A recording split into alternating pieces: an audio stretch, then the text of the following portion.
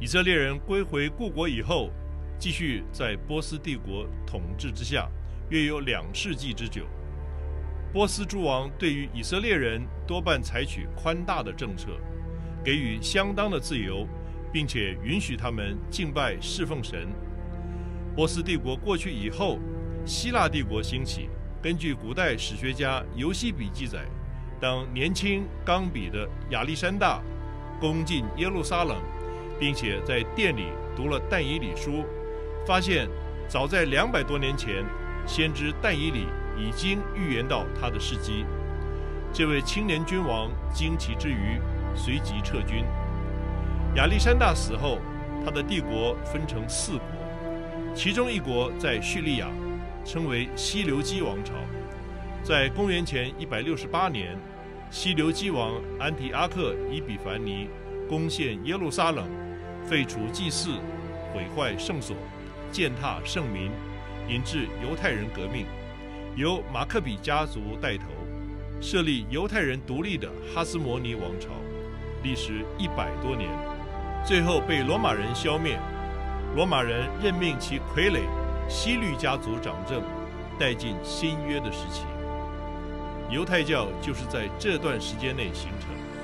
我们前面的哭墙是今天犹太教的最明显表征。每天千千万万的犹太人来到这里祷告。其实这段墙是希律王盖的，这道墙也是公元15世纪在西班牙政府赶逐犹太人以后才被认定为哭墙。但是今天我们可以在这哭墙面前看见犹太教的许多方面。犹太教忠实地保存了犹太人的文化传统，以外人眼光来看他们的服饰仪文，似乎显得唐突。然而另一面不禁要佩服他们的敬虔与坚持，相信有一天神要复兴他们。今天是礼拜6，是吧？Sabbath，你看看他们全部都在这里，在礼拜里面，穿得漂漂亮亮的坐在这里，小孩子都不是念书了，全部都在玩。Take a look。Shabbat is a very special time for Jewish people. We celebrate Shabbat for thousands of years, since Moses. In our lives, in the Jewish tradition, the 6 days are very important. Our whole week is filled with this being and a becoming. We are always becoming, we are always building, we are always fixing the world. And on the 7th day, Shabbat, which literally means just to abstain, we abstain from fixing the world, from becoming. And we move into a place of being. Now, Shabbat is a very special time because we refrain from fixing the world. Amen. Baruch atah Hashem Elokeinu melech haolam, asher qadashanu b'mitzvotav v'ratzavanu v'shabbat kadosho b'ya'avav ratzon hinchilanu zikaron l'maaseh bereshit ki hu yom techila l'mikrei kodesh zecher l'tziat Mitzrayim ki banu Bam bam bam ba ya ya ya bam bam bam ba ya ya bam bam ay ya ya ya da. Judaism is not really a religion. It's a nationality. It's a way of life. It's a calling. Independence, national independence, is part and parcel of that lifestyle. If there is no national independence for the Jewish people, it's a desecration of all of the Torah.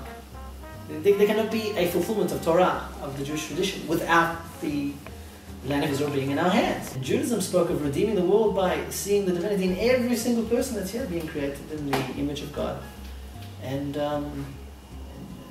dignifying that, helping the needy, taking care of the poor and the sick. One of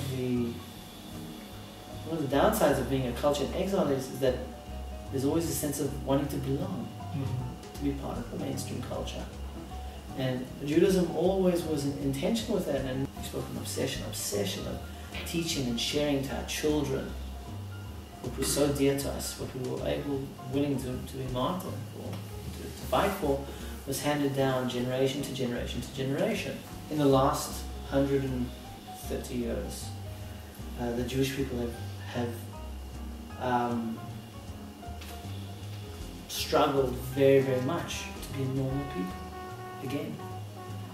But it's a process, just like always. It always was a process.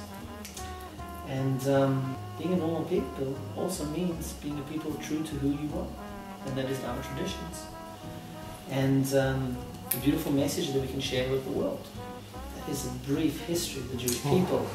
We believe, this is one of the most fundamental beliefs in Judaism, that when God gave Moses the Torah, he gave him the written Torah, okay, the 5 books of Moses, and all of the laws, the 613 commandments, God gave to Moses. But there's also a whole slew of commentary that we refer to as the oral Torah. The oral Torah also came from God. It's divine in that sense, but because it was written down much later, and it was written down by human beings, by man, so it doesn't have the same weight as the written Torah. There's a major distinction between the written Torah and the oral Torah, but we don't change what we do, and everything that Orthodox Jews do can be pretty much sourced in the Old Testament. There's a reason that we do it from the Bible. And if it's not from the Bible, then it comes from the Talmud. And even though things have changed and times have changed, we don't get rid of our rules and our customs and our laws just because the time has changed. Torah kosher according to Leviticus is, that to keep meat and milk separate. It says don't eat a calf in its mother's milk. Don't cook a calf in its mother's milk, okay? So it actually doesn't say that one time. It says it even not only 2 times. It says the same rule. Don't cook a calf in its mother's milk. It teaches that 3 times in the Torah. So the rabbis asked in the Talmud, why teach it 3 times? So obviously it's coming to teach 3 totally different sets of rules when it comes to, it's not only literally taking a calf and cooking it in its mother, but it means that you can't eat meat and milk at the same sitting. So we had chicken soup tonight, and that means that we can't have ice cream for dessert. And that comes from the Torah. That's really important. It's a big difference, I think, when it comes to Judaism as opposed to other biblical traditions, is that our sense of authentic tradition goes all the way back from when God gave the Torah to Moses. For everything that we do, there's a tradition that we get from the Old Testament, and in fact, there is in the in the Hebrew Bible a reference to a married woman having her hair somehow collected or covered in some way. Of course, it's discussed and commentaries about what exactly the meaning of the particular verse is. And from there have been developed a very strong tradition that once a woman becomes married, that she covers her hair.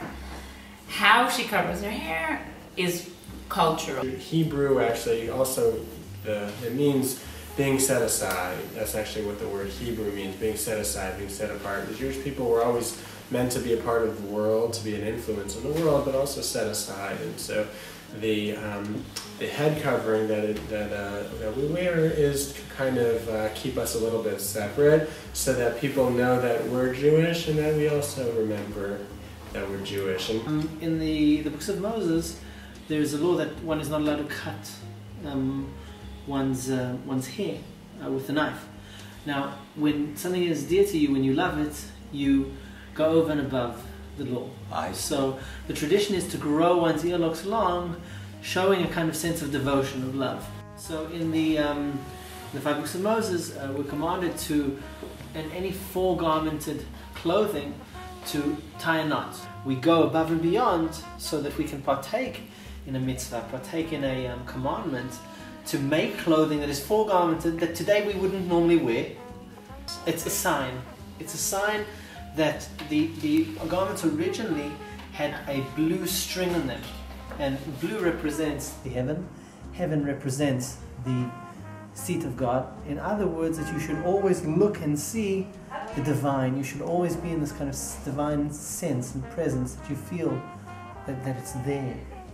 If you read, it's Deuteronomy chapter 6, verse 9, where it says that you shall write them on your doorposts on the of your house and upon your gate. It says you should teach it to your children, meaning the Bible. The 将这些话系在手上为记号，戴在额上为头戴，写在你们光上明亮的城门上。 You're never allowed to touch it with your hands, with your fingers. That's a sign of respect. So I won't pull it out, only to be checked. Maybe you take it out and look at it. But you can actually see the parchment here written on cowskin. It's handwritten. My grandfather used to write these. You can, if you're well versed, you can finish one of these in half an hour. In the Pale of Russia, under the Tsar, there was a lot of persecution, and people were tremendously depressed there. They were marginalized from society. They couldn't go to universities. They couldn't work. They were very poor, and people were depressed. And the Hasidic masters started teaching. You spoke of a kind of Gregorian chant. They started teaching what's called a nigun, melodies, but these were like forms of meditation.